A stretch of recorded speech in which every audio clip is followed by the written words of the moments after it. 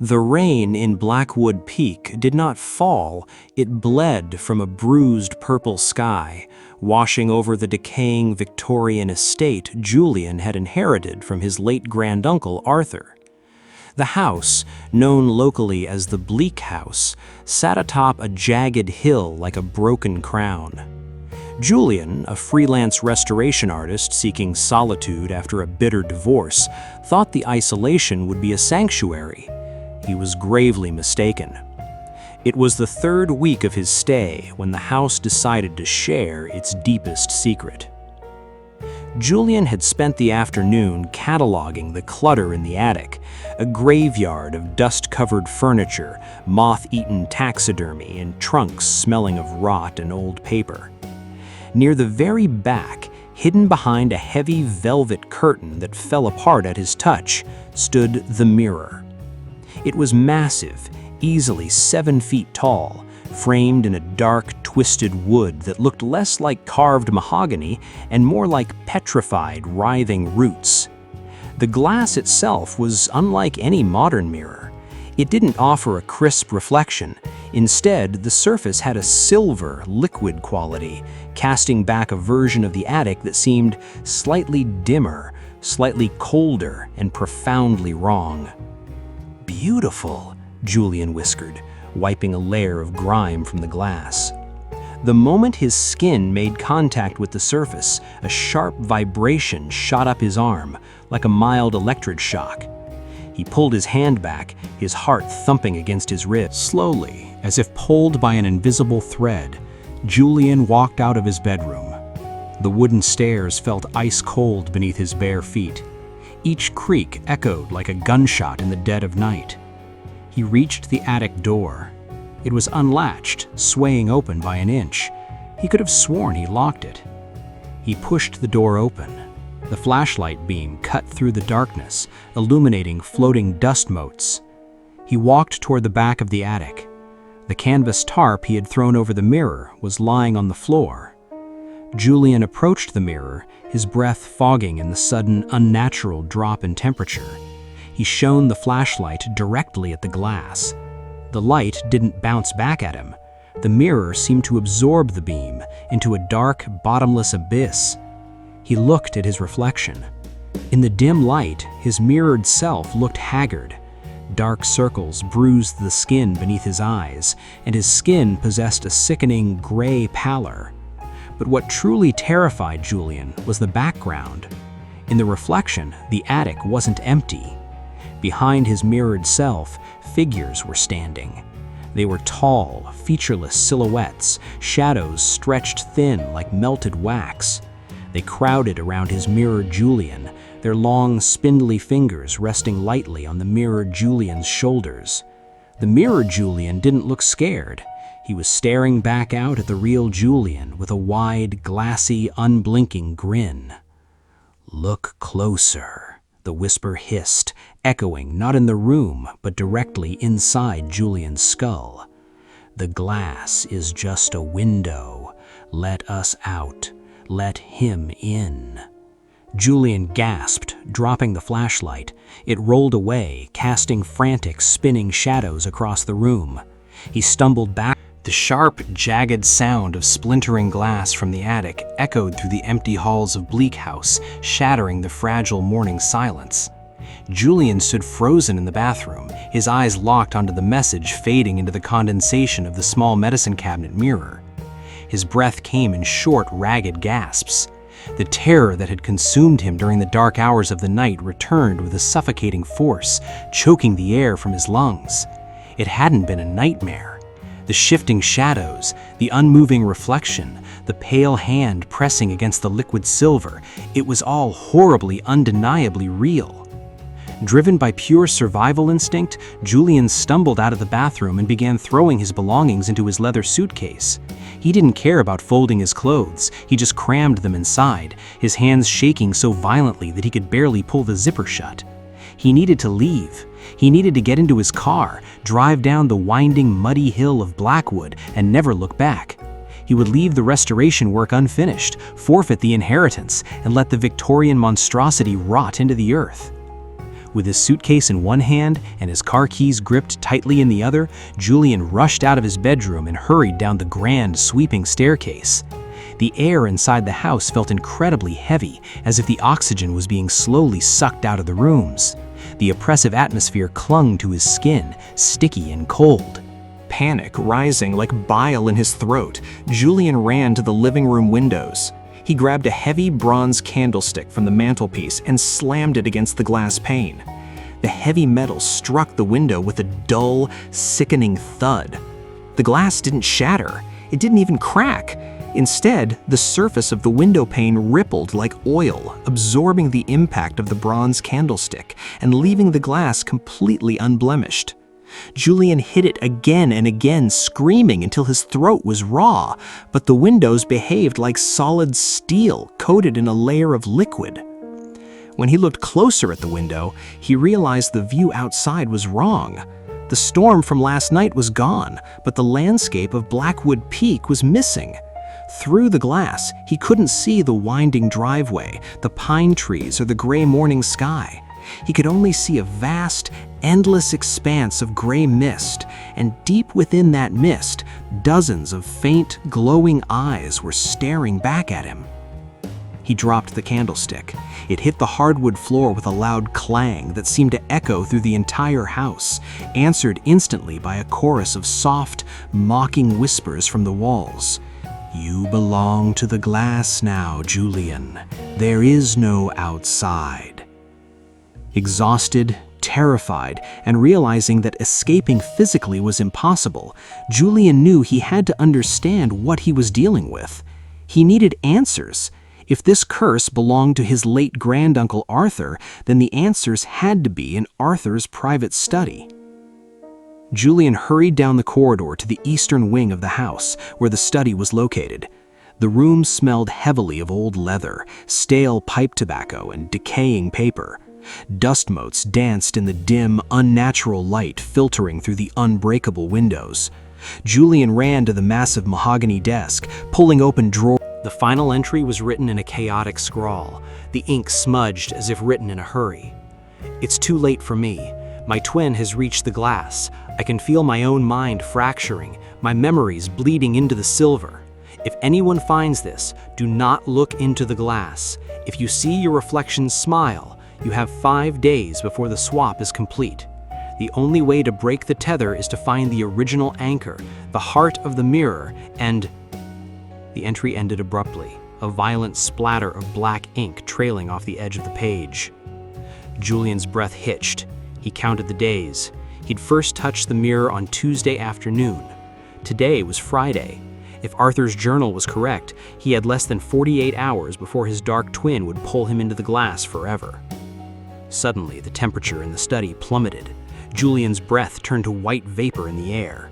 The grand pendulum clock in the corner of the room stopped ticking. Its heavy rhythmic sound replaced by a terrifyingly familiar noise. Crack. The sound of shattering glass echoed from the hallway right outside the study door.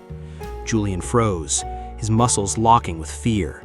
Slowly, he looked toward the large, ornate wall mirror hanging directly opposite the desk. The silver surface of the wall mirror began to spiderweb with deep, dark cracks, but no glass fell to the floor. Instead, the black fluid continued to pool into the corridor, bubbling like hot tar as it dissolved the Victorian wallpaper. Julian scrambled down the hallway, his boots skidding on the slick, stained hardwood. Every picture frame he passed shattered inward, its glass teeth snapping at his clothes. The air grew so cold that his lungs burned with every breath. He needed a place without glass, a room with absolutely no reflective surfaces.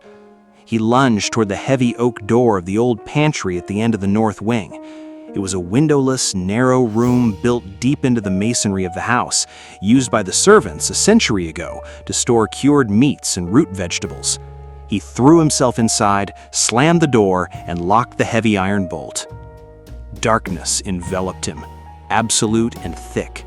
The only light came from the thin crack beneath the door, casting a dim, amber sliver across the stone floor. Julian collapsed against the wall, clutching his granduncle's journal to his chest. His chest heaved as he listened to the horrifying cacophony outside. Thud, thud, thud.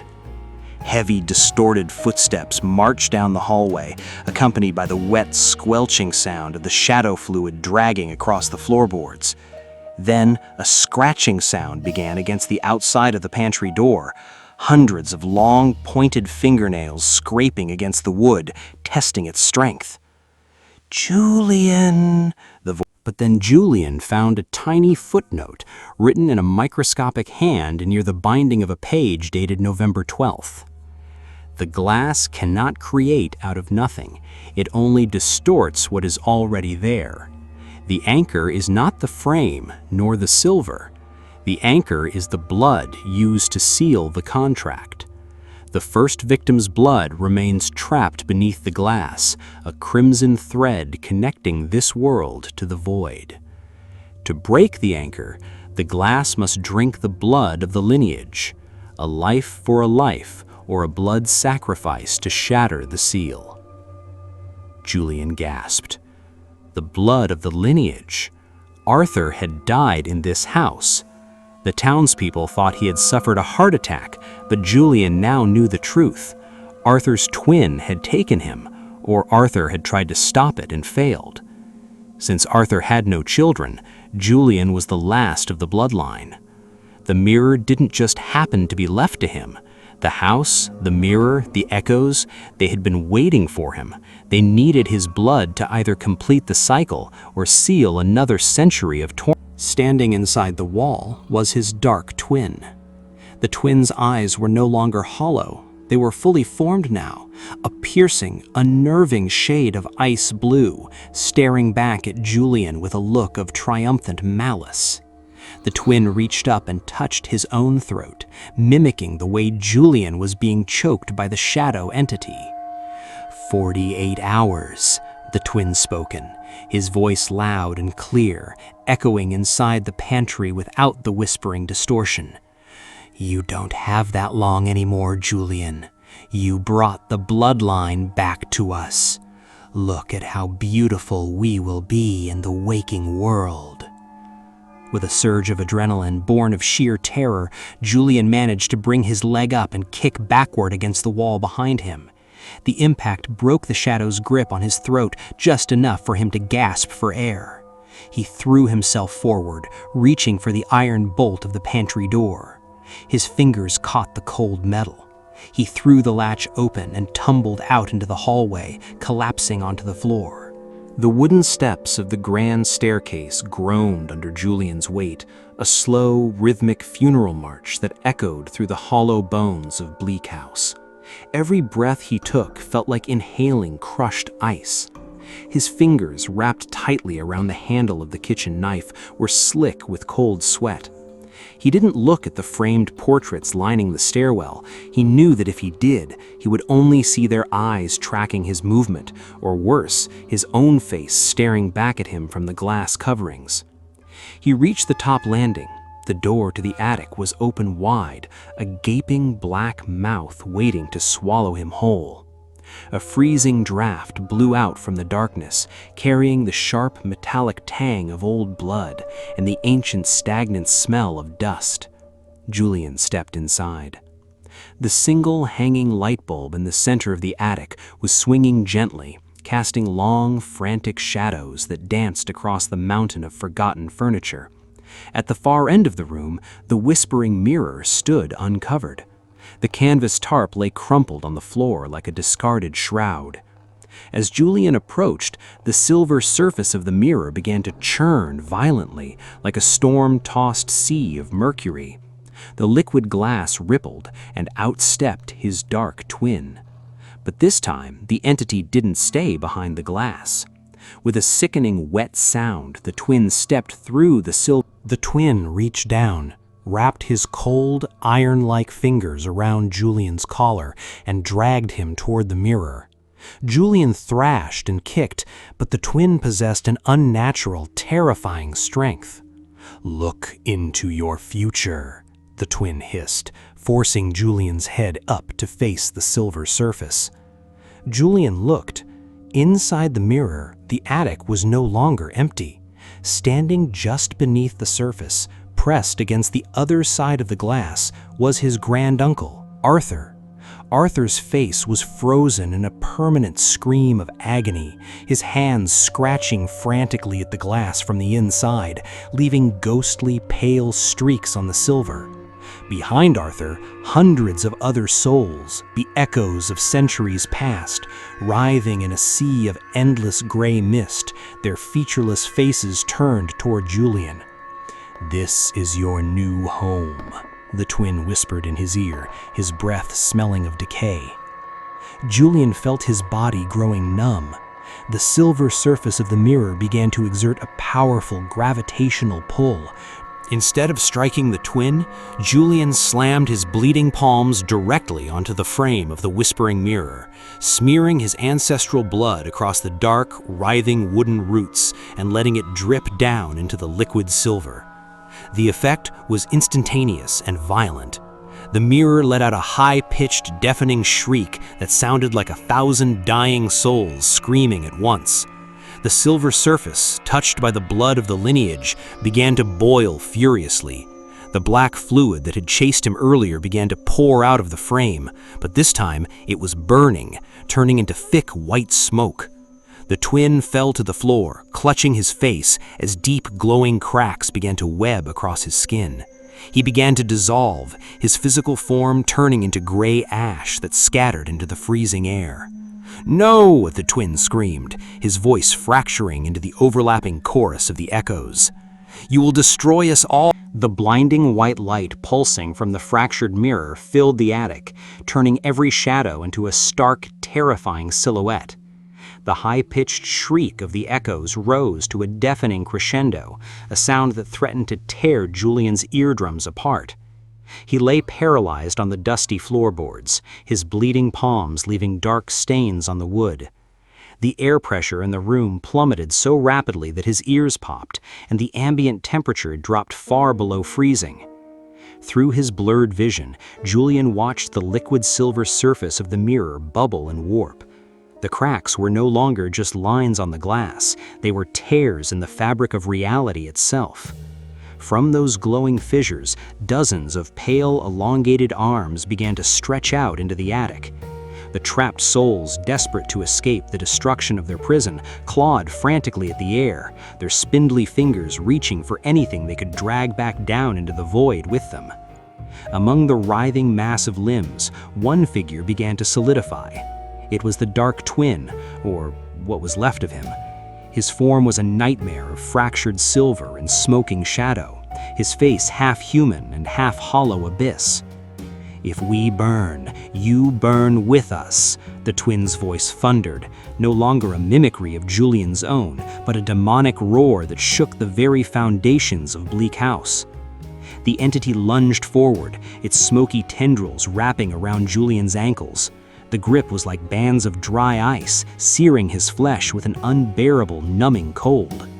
Julian felt himself being dragged across the floor, back toward the center of the cataclysm, back toward the blinding white vortex of the shattering mirror. He clawed at the floorboards, his nail fingers splintering against the ancient. Julian covered his face with his arms, feeling the sharp sting of flying debris cutting into his skin. And then, as quickly as it had begun, the light vanished. The screaming stopped. Total, absolute silence fell over the house. It was afternoon when Julian finally opened his eyes. The weak, gray sunlight of a normal, rainy day filtered through the dust-choked air of the attic. The suffocating weight that had hung over the estate for weeks was gone. The air smelled of nothing but old wood and wet earth. Julian painfully pushed himself up, his body bruised and aching. His hands were covered in dried, crusty blood. The deep cuts had finally stopped bleeding. He looked toward the end of the room. The whispering mirror was gone. Where the towering, terrifying artifact had once stood, there was now only a pile of fine gray ash and a scattering of completely clear, non-reflective glass dust. The twisted, petrified wood of the frame had rotted away into mulch within a matter of seconds. There were no shadows, no whispers, and no faceless entities. The attic was just an attic again, a collection of old, meaningless junk. Julian staggered to his feet, using the wall for support. He walked down the grand staircase, his steps no longer echoing with dread. When he reached the foyer, he passed the coat rack with the small oval mirror. He forced himself to look. The reflection that stared back at him was haggard, bleeding, and terrified,